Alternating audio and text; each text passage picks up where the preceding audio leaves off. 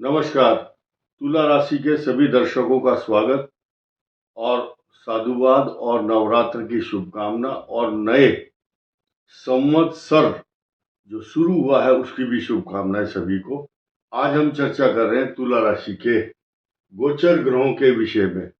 यहाँ लिखा हुआ है उन्नति का सफर सितारा बुलंदी पर। अब क्या है कि तुला राशि पर कौन कौन से ग्रह चल रहे हैं, एक नजर में आप इनको अपने मन में उतार लीजिए। लिखा हुआ 29 मार्च 2025 से 3 जून 2027 तक स्वास्थ्य कैसा रहेगा, पैसा और आपकी जो दिनचर्या है भविष्य में कैसी रहेगी। लगभग एक महीना सूर्य रहता है एक राशि पर, एक वर्ष बृहस्पति, 1.5 वर्ष तक राहु और 2.5 साल तक शनि, यही तय करते हैं आपकी दिनचर्या को।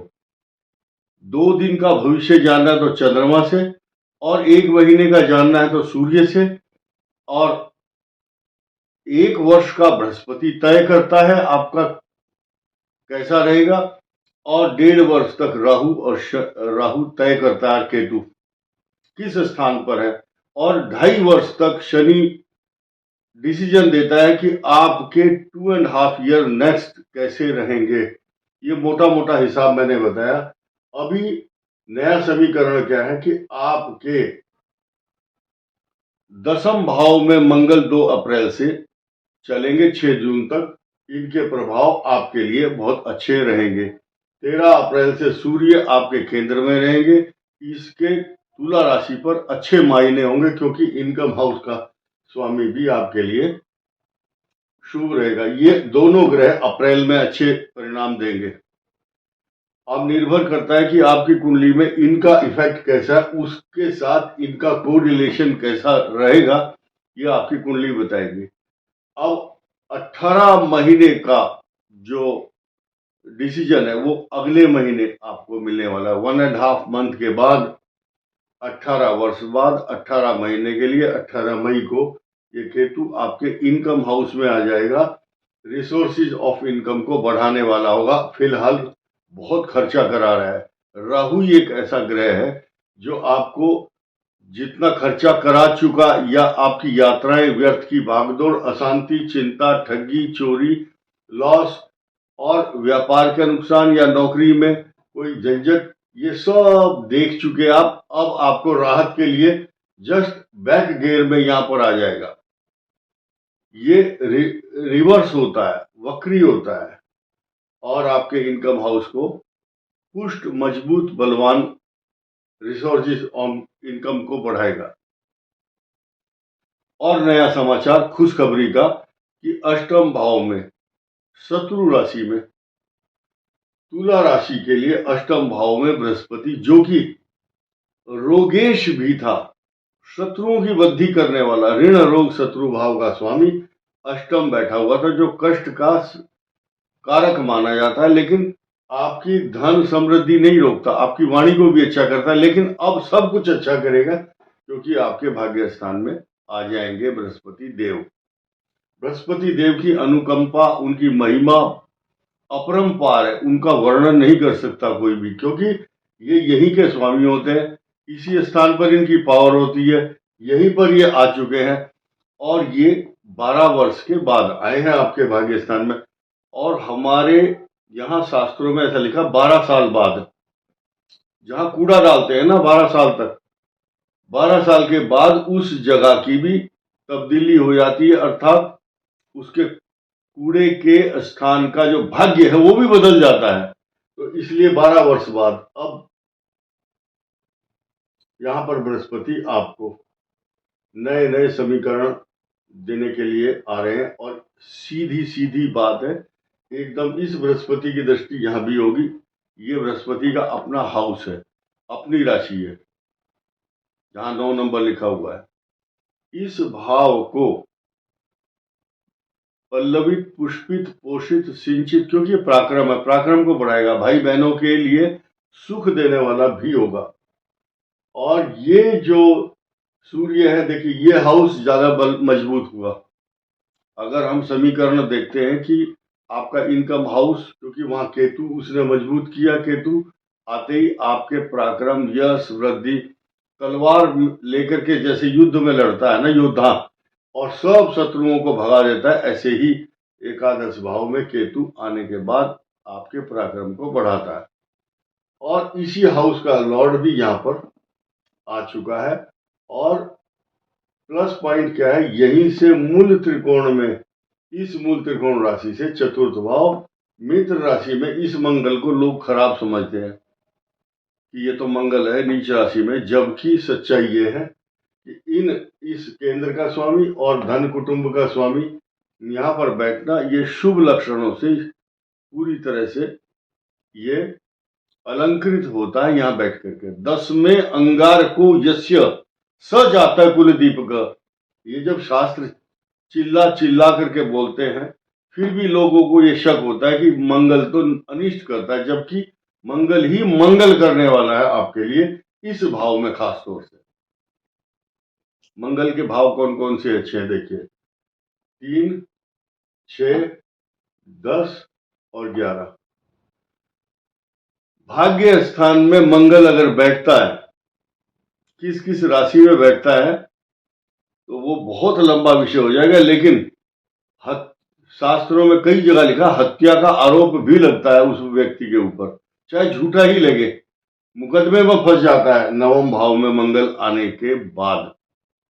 ऐसे कई उदाहरण देखने को मिलते हैं शास्त्रों में, क्योंकि ऐसा व्यक्ति जिसके नवम भाव में मंगल होगा, वो किसी दूसरे की लड़ाई को छुड़ाने के चक्कर में, किसी की हत्या हो गई तो नाम इसका होता है, नाम इसका होता है। तो इसलिए जिसका नवम मंगल होता है उसको बचना चाहिए युद्ध से, लड़ाई से, झगड़े से, क्योंकि कई बार ऐसा भी होता है कि किसी को बचाने के चक्कर में ये आरोप तुला राशि पर नहीं, अपितु जिसका भी यहाँ पर मंगल किसी भी राशि में हो, हत्या का अभियोग झूठा हो चाहे सच्चा हो, लगता जरूर है। अब आता है नंबर, इस राहु का 18 महीने के बाद आपका राहु फिर बदलेगा, आपका यहाँ जाएगा। लेकिन अभी तो ये आया 18 वर्ष के बाद, यहाँ पर 18 मई को, आफ्टर 18 ईयर। और उससे पहले 2007-2008 में आया था, उससे पहले सन 1987-88, 89 के आसपास चल रहा था ये गोचर। अब ये आया है यहाँ, यानी कि 18 मई को इसका एक्शन शुरू होगा तुला राशि के लिए, एक्स्ट्रा ऑर्डिनरी। क्योंकि ये चोली और दामन का साथ है, राहु और केतु एक ही अंश पर इस तरह से घूमते, एक ही धुरी पर अंशों के साथ अलग अलग 180 डिग्री नक्षत्रों के साथ भ्रमण करते हैं। तो जहां ये जाएंगे उससे ठीक 180 डिग्री पर यहाँ राहु केतु का संचरण होगा। ये जो हाउस है यहाँ पर 18 महीने के बाद फिर आएंगे, तब ये आपके अलग अलग फल देंगे। फिलहाल तो आपके राशि का खुद का तुला का स्वामी नए कलेवर में, नए लुक में और उच्च राशि में है। इसकी पोजीशन बहुत हाई फाई है। छठे भाव में ये लक्ष्मी नारायण योग भी बना रहे हैं। और लक्ष्मी नारायण योग क्यों बना रहे हैं, देखिए, दो चीज ध्यान से सुनना, ये भाव और ये भाव ही तय करते हैं आपके भाग्य को। आप जीवन में कितने सुखी रहेंगे, आपका भाग्य कितना काम करेगा, कितने परसेंट, ये दोनों के स्वामी यहाँ आ चुके हैं। ये इसका स्वामी और इसका स्वामी यहाँ बैठ गए। भाग्य और लगन जब यहाँ बैठता है, इसी को बोलते हैं एनालिसिस, विश्लेषण। यही है कि दोनों के स्वामी को यहाँ देख करके तुला राशि बहुत खुश होती है, क्योंकि उनका सौभाग्य उनके साथ साथ चलता। एक कदम चलेंगे तो भाग्य उनके साथ चलेगा। और अब नया समाचार तो ये है कि ये राहु और शनि ये पिशाच योग बना करके तुला के लिए आपके मार्ग में आने वाली सभी बाधाओं को दूर करते हैं। जैसे कि टॉर्च जलाते हैं अंधेरे में और अंधकार दूर हो जाता है, तो सूर्य के समान प्रकाशित करता है मनुष्य को और अलंकृत करता है और शत्रुओं का विनाश भी करता है। शत्रु, ऋण, रोग, कई प्रकार की परेशानियां, झगड़े झंझट, परेशानी, तनाव, चिंता, कंपटीशन सब खत्म कर देता है। और एक नुकसान भी करता है, आपके जो मामा हैं यानी कि आपके माता का जो परिवार है, फैमिली जहां भी रह रही हो, उसको भी कुछ कष्ट देता है। लेकिन ये सुख दे रहे हैं, ये कष्ट दे रहे हैं, ये अलग अलग विश्लेषण है। लेकिन फिलहाल आपको समझना है कि 14 मई को ये सुख देने वाला है भाग्य स्थान में, और ठीक 4 दिन बाद केतु आपके इनकम हाउस में आ जाएंगे। अब मैं एक जरूरी सूचना बताता हूं। कुछ लोग डिस्क्रिप्शन से इधर उधर हमारा नंबर ढूंढ लेते हैं, तो वो सोचते हैं हमें स्पेशल पैकेज मिलेगा, पंडित जी हमें नई नई सूचना बताएंगे, हमारी कुंडली देखेंगे। मैं आपकी सुविधा और जानकारी के लिए बताऊंगा, हम किसी को आमंत्रित नहीं करते हैं कि आप आइए, हम आपकी कुंडली देखेंगे, आपका भाग्य बदल देंगे, ऐसा कोई दावा नहीं करते। हाँ, पिछले कई वर्षों का अध्ययन करने के बाद एक सॉफ्टवेयर तैयार किया है हमने, और वो सॉफ्टवेयर में सब 100 पेज से अधिक जानकारी, आप पढ़ते पढ़ते थक जाएंगे। आपके जीवन से जुड़ी हुई जितनी भी इंपॉर्टेंट बातें हैं वो सब उसमें मिलेंगी। आप उसको ग्रहण कर सकते हैं, और उस इसके अलावा हम आपकी सेवा कुछ नहीं कर पाएंगे। उसी के अंदर सब कुछ दिया हुआ है।